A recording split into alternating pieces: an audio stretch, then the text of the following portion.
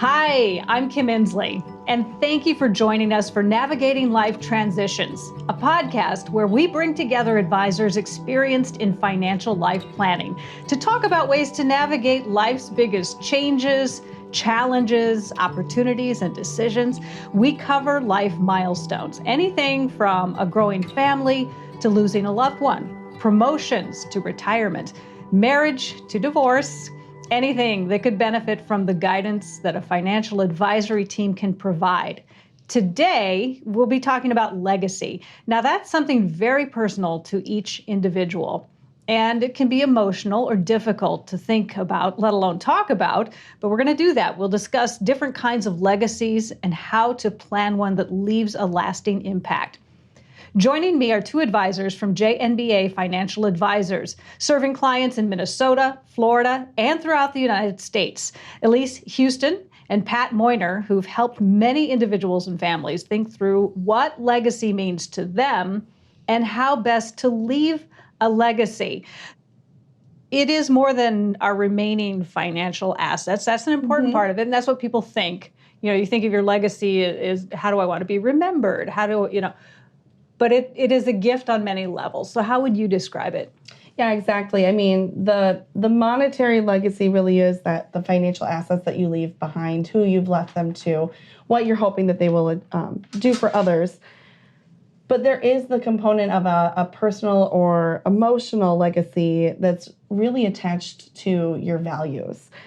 You know, what causes are you passionate about? What charities do you feel that you have a personal connection with, you want to continue to support, not only now, but also after you're gone? Whose life have you impacted, and what lessons did you teach them that will hopefully shape future generations? So a lot of these are questions that we believe are important to think about and really start to frame up how you want to leave a legacy, depending on how you answer them.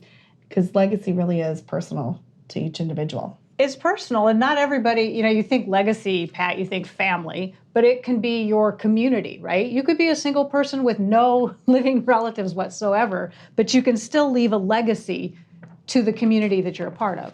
For people to have built a legacy and structured it in a way that is a lasting positive impact, again, either friends or family, people who they love, as well as causes that are near and dear to their hearts. But so it can be a very comforting exercise to go through.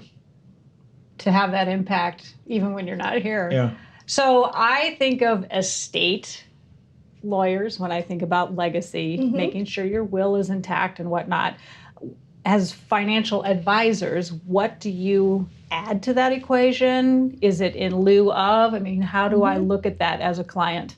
We believe that it is important to maybe start those conversations with your financial advisor. Because again, there could be a component of this that is legacy while you're living and some that is at your passing, which is why it will be important to include the estate planning professional in the conversation.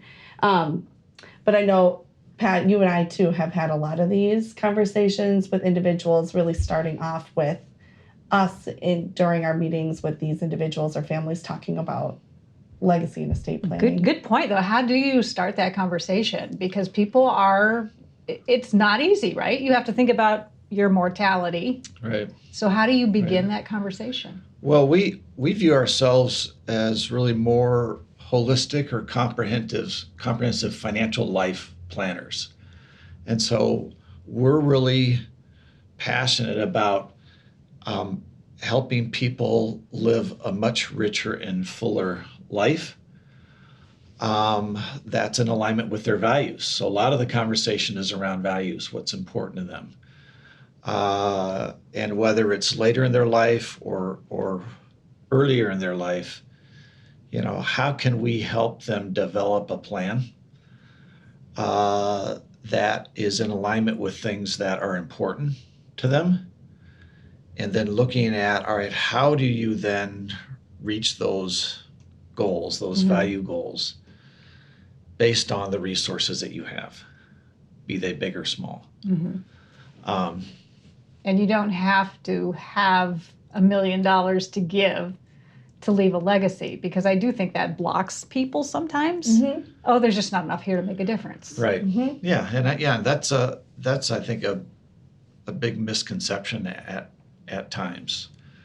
I know both of you have had clients, say, with special needs children and things like that, where it takes you into this other community that you want to keep helping. Right. And in fact, that reminds me of a case that I was involved with not too long ago, where parents who had a special needs daughter, they were able to build a group home. And their daughter ended up living in this group home with other special needs kids, or peers, if you may. And it was life-changing for the daughter. It gave her meaning. It gave her the feeling of being part of something bigger.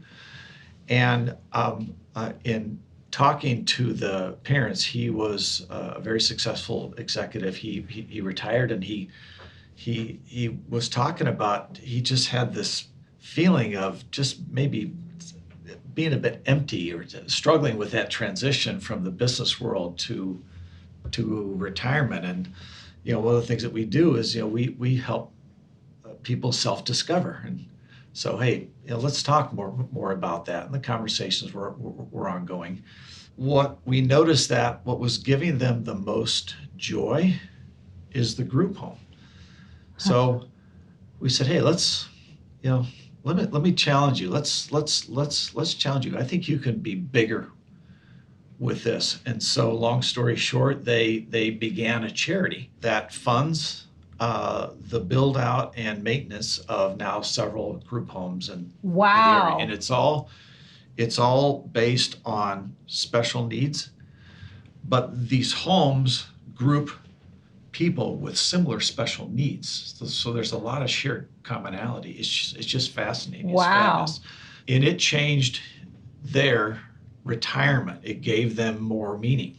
So kind of a cool more story. meaning. That's a legacy. Yeah. That's and every parent with a child with special needs, their biggest concern is what's going to happen. Right. And they can go on knowing that their child will be taken care of, and so many others. That's incredible. I would add too that then there were follow-up discussions with the estate attorney to start tying more of this into their estate plan overall. So again, it was bringing in other professionals, layering in those various components. Right. I love that. So you referenced this, Pat, in terms of challenging them to think a little bit bigger. That is part of what you do, which I think people I hadn't considered before, that you will help guide them down that path. Yeah, exactly. I mean, not only is it thinking through maybe, the financial legacy and how to make most tax efficiently do that, or how best to structure your estate documents to achieve that, but it's also thinking through other ways they could leave a legacy. We're all sort of creating our own legacies right now as we're living day to day with our families and our loved ones. But a lot of this legacy could also be tied into the stories that they carry with them, wisdom they've learned, their history, the family history, the knowledge that they have, but also clarity of intent. This is something that we talk about a lot as well, is now in these examples that you have identified how you want to leave a legacy, who you want to give, your financial assets to, values you want to transfer to future generations. It's then giving clarity and sharing that purposefully with your loved ones and those that are going to be helping to live that out after you're gone. It's a really tremendous gift to help them better understand why. Oftentimes we'll be asked that question, why did mom and dad do this? I wonder why. I wish I knew what they wanted me to do. And it can sometimes create inaction for the loved ones because they are afraid of maybe doing something that mom and dad didn't want. So really having conversations and being clear with, not only laying it out in the estate documents, but then also really truly bringing people into those conversations so that they can understand the purpose and intent. And we were talking earlier, there's a parent who may leave one child more than they leave the other child, and there may be a very good reason for that. That one child may not have the means in order to survive well without that extra gift. But you also mentioned actually bringing people in for the conversation, sitting down with the various people who will be involved in this and facilitating that. Yeah, we are big believers that can be a really helpful component. That is a fraught conversation. There's always, you're dealing with people's own comfort in sharing. Not everybody is always comfortable laying it all out on the table and being fully transparent with the resources they have. But if they are comfortable with that, we find it to be extremely beneficial. Not only are you having an open dialogue with those individuals who are maybe the people named in your estate documents to be your executor or your trustee, but you are also talking with your loved ones, sharing again that intent with them, why things are structured that way. And then also you're giving them the benefit of introducing them to the professionals in your life. So that way, in a crisis moment, when maybe, at passing or somebody's in the hospital, they know who the attorney is, the tax professional, and then the financial advisory team. There's comfort and familiarity so that way your loved ones can focus on being a family, grieving, being there for each other, and we can help work with the attorney or whoever else needs to be brought into the picture to execute those wishes that you've laid out as part of your legacy. Oh, I wholeheartedly agree. That is fantastic. Because my mother is in her 90s. I have names of people. She lives in a different state than I do, but I don't know these people. Right. So the ability to be face to face would be tremendous. Yeah. Right. I would add too that giving family members the opportunity to express interest in, maybe some smaller, tangible, personal property items that, they may be small, right? But they can have a real significant impact. Your toolkit, literal toolkit. You, Dad, and I worked together, and I remember building things with this toolkit, and that's one thing that I want. Yeah. But if you don't give family members the opportunity to express and sometimes that can save some issues upon toolkit. passing. I gave that to Goodwill. Right. Well, I want to talk about a different kind of a toolkit too, because when I think legacy, some people think, well, I have this amount of money, and that is. If you don't have that tool of the pot of money, there are other tools you can use when thinking about a legacy. Right. Yeah. So without having significant assets, there's still things that you can do. You can open a donor advised fund, 529 plans for college savings have the ability to have contributions go in on an ongoing basis, be they big or small. UTMA accounts, Uniform Trust and Minor accounts, they're oftentimes referred to as custodial accounts for minors. All these don't require significant assets. And a little bit can go a long way. Yes. You have a couple $1,000s in there, and that can help somebody with part of their tuition bills. It can help somebody, buy into that car they need to have after college. Right. I mean, that's a bigger gift than people realize. Yeah. And the other thing of note is donation of your time, volunteering. So I'll share another story. So a woman who I know, a single mom, worked multiple jobs to raise her kids, did her level best to help with some college expenses, was able to save enough to have a decent retirement, but she had a really strong feeling about leaving a legacy, but she just was disappointed or frustrated, if you may, that she didn't have the financial wherewithal to make it a meaningful legacy build. And so talked to her, at length, and there's exercises that we can take clients through, especially retirees, that just helps them kind of view things on a much broader scale. Sometimes it can be helpful in legacy build. It became very evident she had a real passion for feeding the hungry, taking care of the poor. Long story short, she ended up joining an organization. She began volunteering at an organization that packaged high protein dry meals, and then these packets, you add water on the other end. They're shipped to third world countries. Over time, to see the impact that she had within the organization, from an operations standpoint, they expanded further overseas. She found that she had a real niche for fundraising. Again, it was the gift of her time and her passion. Sure. That made all the difference in the world, and what an incredible impact on not only the organization but the people that it serves. So I love that story. So we've talked about, Elise, the financial part of it, and kind of touched on this. And I love Pat's story. You are more than your wallet. There's so much more that you can give that can be more valuable than money. And that extends to what we can leave our loved ones that have nothing whatsoever to do with money. Exactly.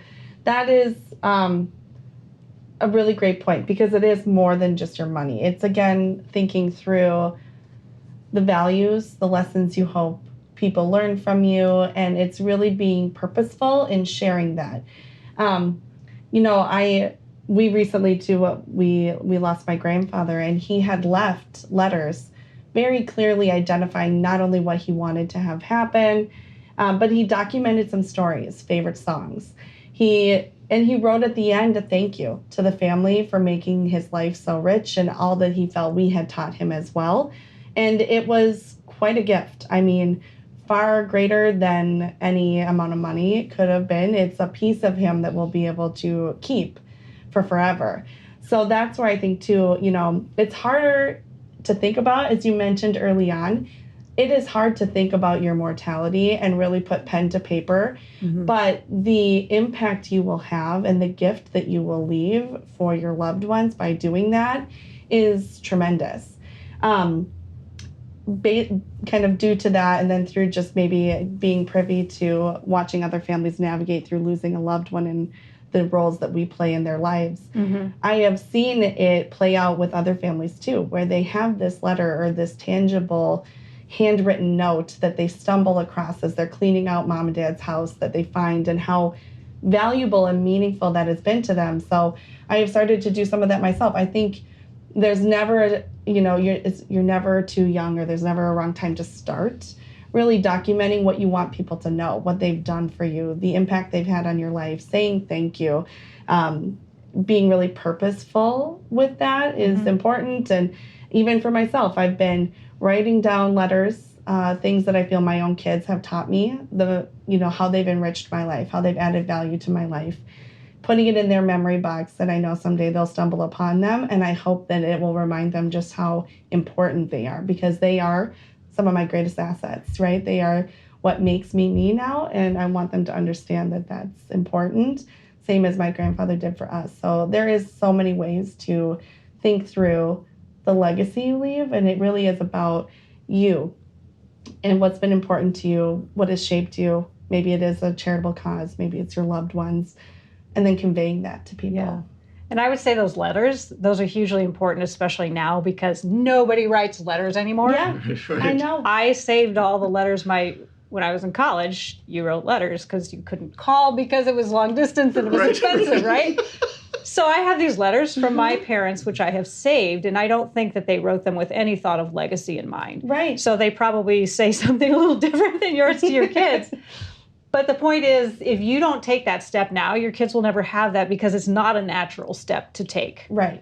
You have to be purposeful with setting aside time and really thinking through that. And, I think an easy framework when you're thinking about how, what should I document, or what would be important to pass along, some things to consider is just really writing a thank you statement.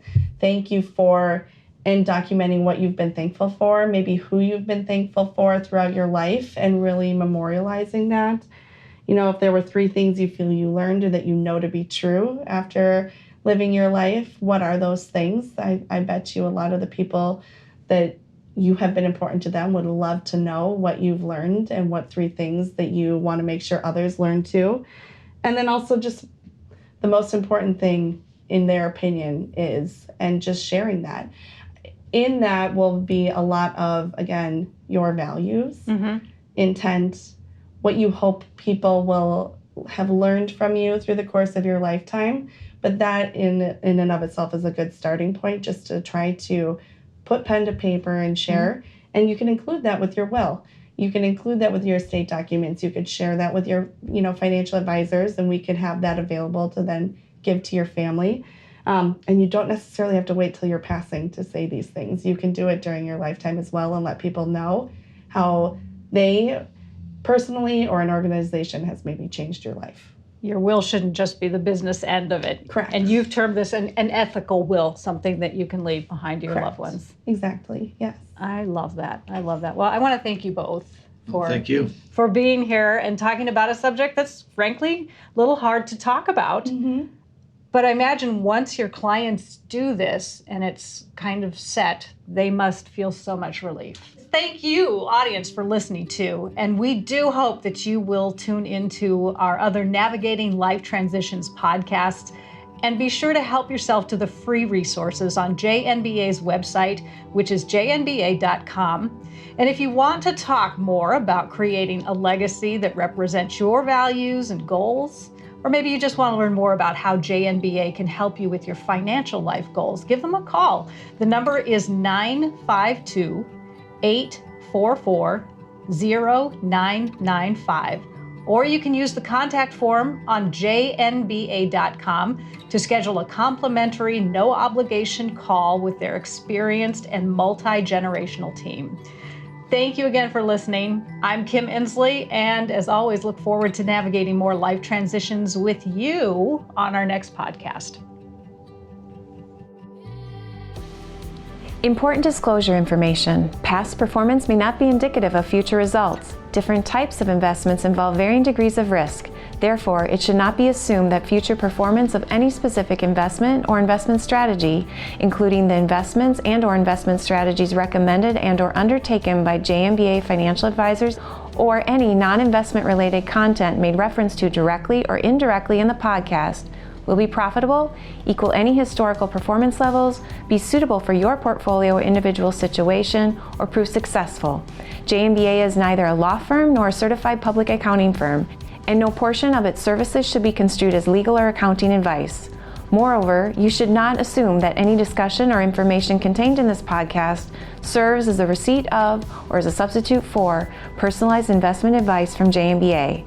Please remember that it remains your responsibility to advise JNBA in writing if there are any changes to your personal, financial situation, or investment objectives for the purpose of reviewing, evaluating, revising our previous recommendations and/or services, or if you would like to impose, add, or to modify any reasonable restrictions to your investment advisory services. A copy of our current written disclosure brochure discussing our advisory services and fees is available upon request. The scope of the services to be provided depends upon the needs of the client and the terms of the engagement.